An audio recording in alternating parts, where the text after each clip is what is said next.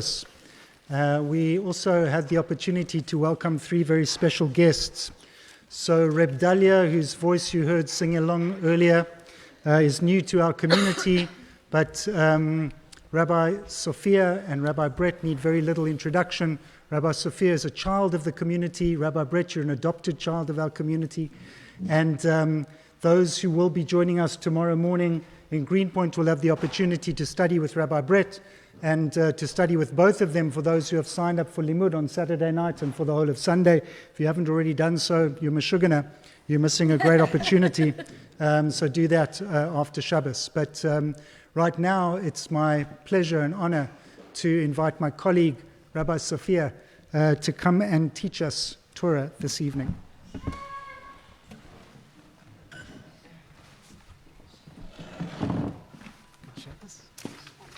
Would you like to be hands-free, or would you like to be I can. Does this work? Yeah, that works. Can you see me? I'm quite short.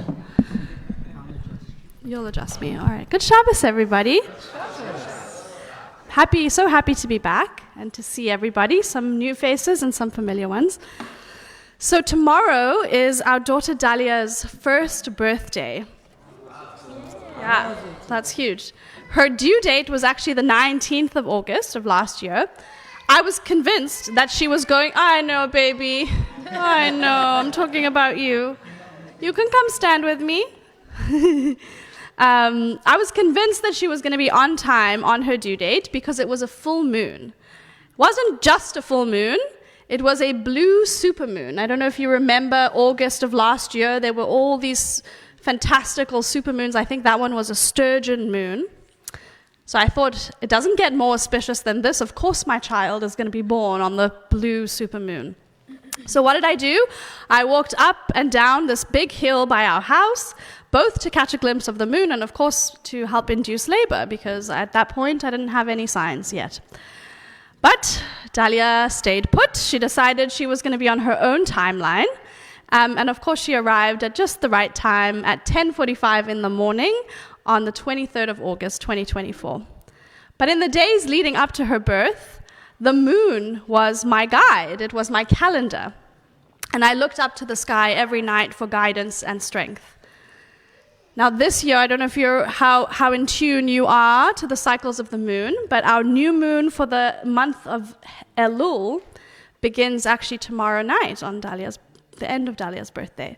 And what is this new moon of Elul? It's going to herald for us the beginning of the high holiday season, which, as we know, is a season of intense retrospection, of repair, of tshuva.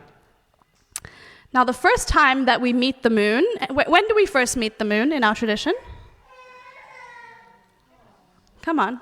This is basic biblical... Genesis chapter 1, excellent. So we first meet the moon. Genesis chapter 1, on which day of creation? Day 4, good job, Mr. Beswick. On the 4th day of creation, when God creates the sun, the moon, and the stars. This is what it says. God made the 2 great lights, the greater light to dominate the day, and the lesser light to dominate the night, and the stars. Shame, those stars were like an afterthought. And God set them in the expanse of the sky to shine upon the earth, to dominate the day and the night, and to separate light from darkness. The rabbis of the Babylonian Talmud identify a problem with this verse. How can the moon be a great light and also be the lesser of the 2 lights?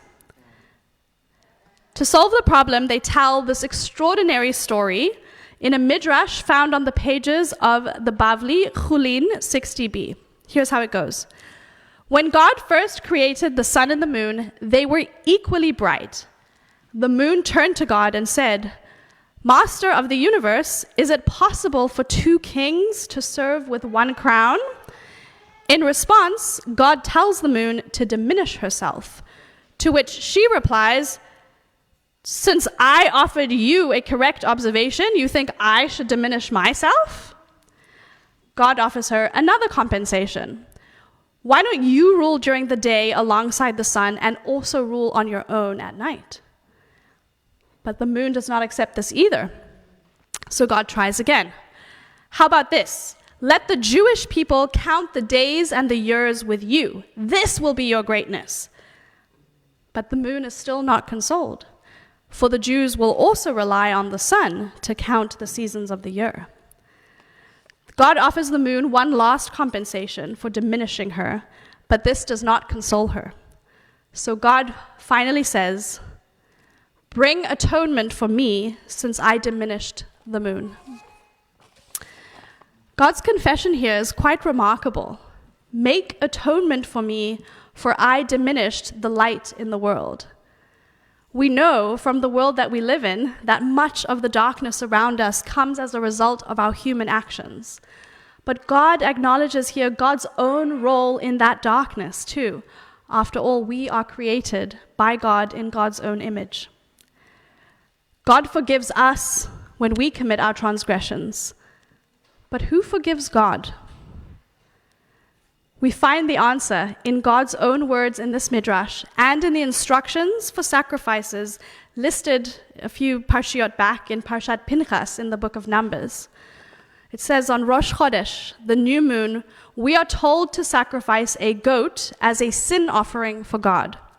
And unlike the other sacrifices which we offer to atone for our own transgressions, our commentator from the 10th, 11th century, Rashi, teaches us that we offer the Rosh Chodesh sacrifice, the new moon sacrifice, literally for God.